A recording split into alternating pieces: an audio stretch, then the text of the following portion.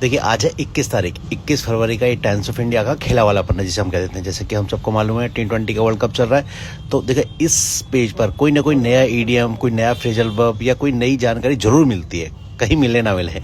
इसलिए इस पेज को पढ़ने का थोड़ा अलग ही मजा होता है। देखो ये मेन हेडिंग में देखो यहाँ लिखा है फैमिलियर फोज लॉक हॉर्न्स अगेन। आप समझ रहे हैं, इस हेडिंग को समझ पा रहे हैं आप?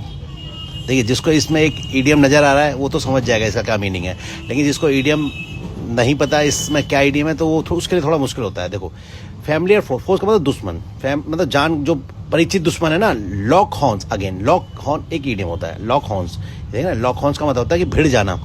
जैसे आपस में सींग भिड़ा लेते हैं ना, जैसे भिड़ जाते हैं, आपस में झगड़ने लग जाते हैं, तो उसे कहते हैं कि ये परिचित जो दुश्मन है फिर दोबारा से इन्होंने भिड़ गए, सींग भिड़ा लिए आपस में, मतलब भिड़ गए। अभी ये किसके लिए कहा जा रहा है? ये शायद न्यूजीलैंड और पाकिस्तान के लिए कहा जा रहा है, क्योंकि आज इन्हीं का मुकाबला है ना, पाकिस्तान न्यूजीलैंड का। तो हेडिंग में ये कहा गया कि फैमिली फोज लॉक हॉर्न्स अगेन, तो ईडीएम इज लॉक हॉर्न्स, ठीक है। और यहाँ देखो, यहाँ भी एक ईडीएम नजर आने वाला है आपको। भाई ईडीएमों की भरमार होती है खेला वाले पन्ने पर। नो स्टिफ अपर लिप, तो ये ईडीएम है। स्टिफ अपर लिप ये एक ईडीएम होता है। इसका क्या मतलब होता है? स्टिफ मतलब सख्त कर लेना, अपने अपर लिप को सख्त कर लेना, सख्त लौंडा बन जाना। मतलब इस ईडीएम का मतलब होता है कि मतलब हिम्मत ना हारना। ऐसा नहीं है, हिम्मत ना हारना, कैसी भी परिस्थिति हो उसमें हिम्मत ना हारना, दुखी ना होना। तो किसके लिए कहा है?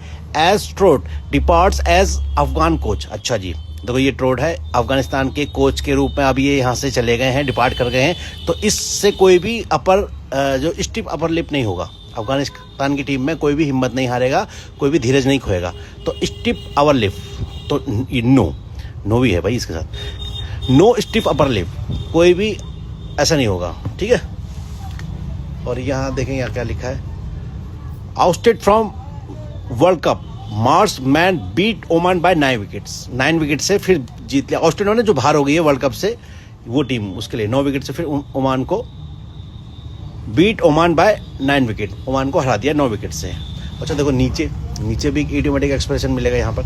How Zimbabwe wrote their redemption song. ये ना रिडम्पशन सॉन्ग, ये क्या है भाई?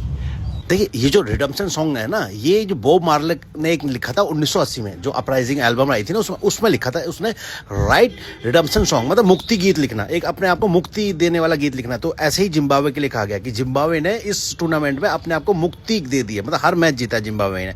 कुल मिला के वो पहले जकड़ा हुआ था, अब पूरा आज़ाद है वो। तो जिम्बाब्वे जिसे सब हल्का ले रहे थे, कहीं ऐसा ना हो यही T20 का वर्ल्ड कप जीत के ले जाए कि अपना मुक्ति का मतलब गाना लिख दे, रिडम्पशन सॉन्ग ना लिख दे, कहीं वर्ल्ड कप को जीत कर ना ले जाए। तो how Zimbabwe wrote their redemption song, ये है।